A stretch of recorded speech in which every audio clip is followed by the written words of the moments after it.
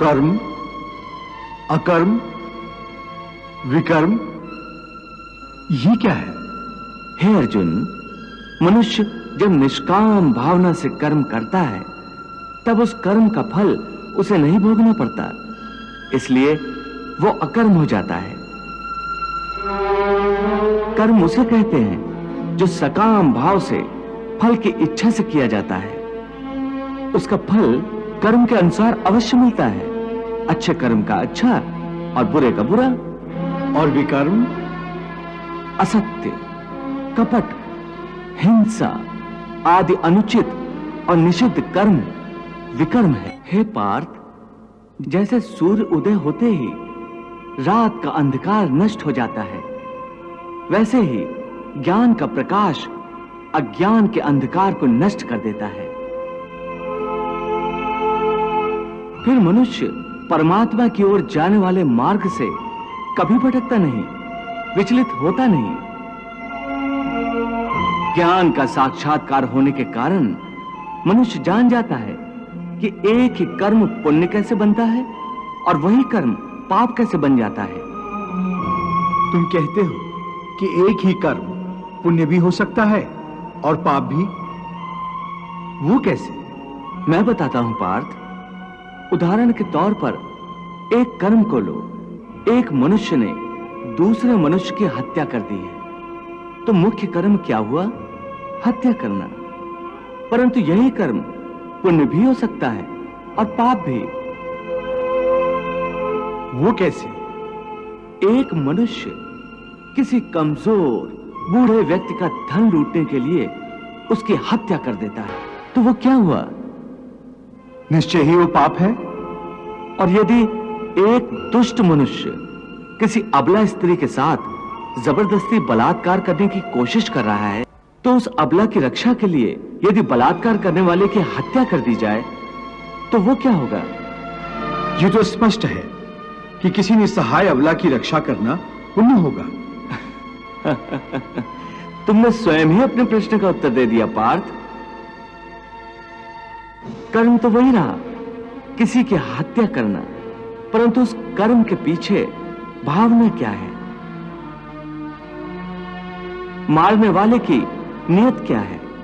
इसी के फर्क से एक ही कर्म पाप हो सकता है अथवा पुण्य। हे अर्जुन, जिस भावना, जिस नियत से मनुष्य कर्म करता है, उस नियत के कारण एक ही कर्म किसी के लिए पाप बन जाता है तो किसी के लिए पुण्य बन जाता है। कर्म के इस ज्ञान के द्वारा ही मनुष्य को कर्म, अकर्म और विकर्म की पहचान होती है। कर्म, अकर्म, विकर्म, ये क्या है? हे अर्जुन, मनुष्य जब निष्काम भावना से कर्म करता है तब उस कर्म का फल उसे नहीं भोगना पड़ता, इसलिए वो अकर्म हो जाता है। कर्म उसे कहते हैं जो सकाम भाव से फल की इच्छा से किया जाता है। उसका फल कर्म के अनुसार अवश्य मिलता है, अच्छे कर्म का अच्छा और बुरे का बुरा। और विकर्म? असत्य, कपट, हिंसा आदि अनुचित और निषिद्ध कर्म विकर्म है। इसका अर्थ केशव युद्ध विकर्म है, क्योंकि इसमें हिंसा है। हे पार्थ, तुम अब भी अज्ञान के अंधकार में भटक रहे हो, इसलिए ऐसी बातें कर रहे हो। मैंने अभी तुम्हें बताया कि कर्म जिस भावना से किया जाए उसी से वो पाप या पुण्य होता है।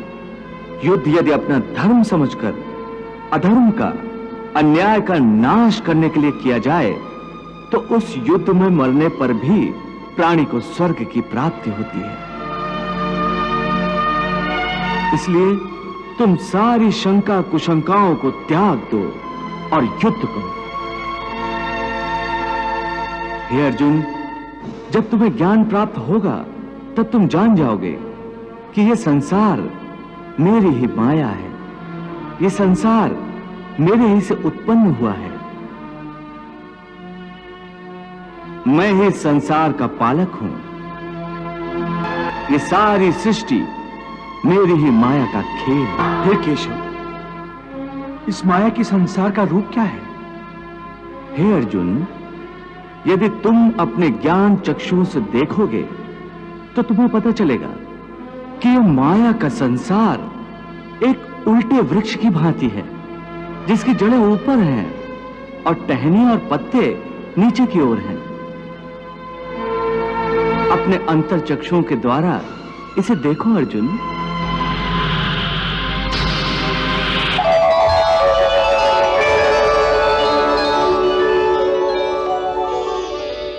हे केशव, मैं संसार वृक्ष को देख सकता हूं। इसकी जड़ें ऊपर हैं और तुमसे निकली हैं।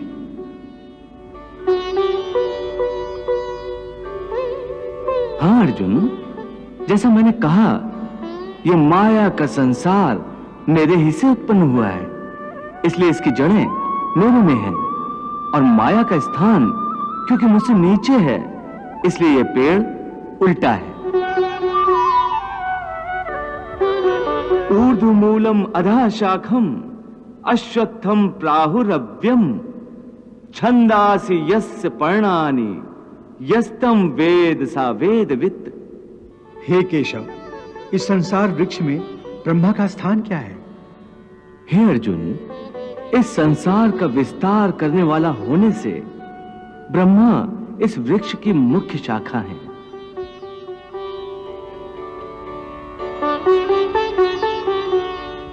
और वेद इसके पत्ते हैं।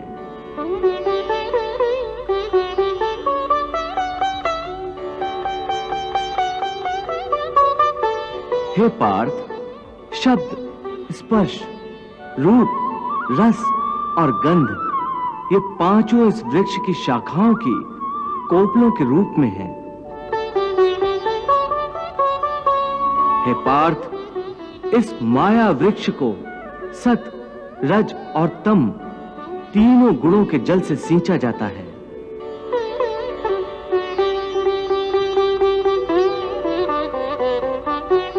आसक्ति का मारा मनुष्य इसी पेड़ की डालियों में उलझा रहता है। पार्थ, ये वृक्ष अनादि है, अनंत है। ये वृक्ष संसार के माया का प्रतीक है। हे मधुसूदन, जब ये पेड़ ही सृष्टि है तो इसकी विशाल छाया भी हर ओर फैली होगी। तब मनुष्य इसकी छाया से कैसे बचकर रह सकता है? हे अर्जुन, ये ठीक है कि यह वृक्ष विशाल है, परंतु इस वृक्ष का विधाता तो उससे भी विशाल है। हे अर्जुन, जब तुम ज्ञान और वैराग्य की तलवार से इस संसार वृक्ष को काट दोगे, तब तुम्हें उस परमात्मा के दर्शन होंगे जो सर्वव्यापी है, हर जगह मौजूद है, सब में व्याप्त है।